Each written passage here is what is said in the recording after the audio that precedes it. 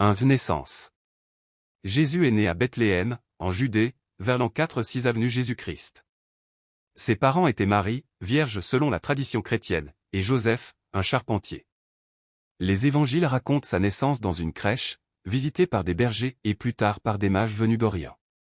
2 Enfance et jeunesse. Jésus a grandi à Nazareth, en Galilée.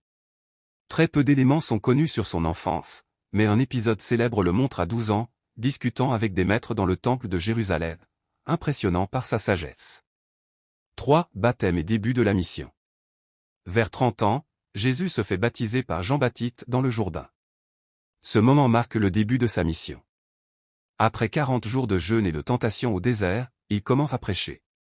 4 Enseignements et miracles. Jésus annonce la venue du royaume de Dieu et appelle à l'amour, au pardon et à la foi. Il choisit 12 apôtres comme disciples proches.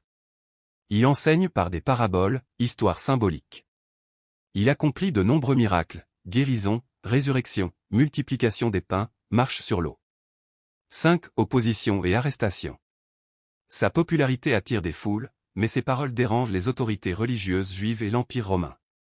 Il est accusé de blasphème et de prétendre être le Messie, le Christ.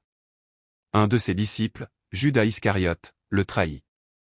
Jésus est arrêté après la scène, dernier repas avec ses disciples, jugé par le Sanhédrin, conseil juif, et présenté au gouverneur romain Ponce Pilate.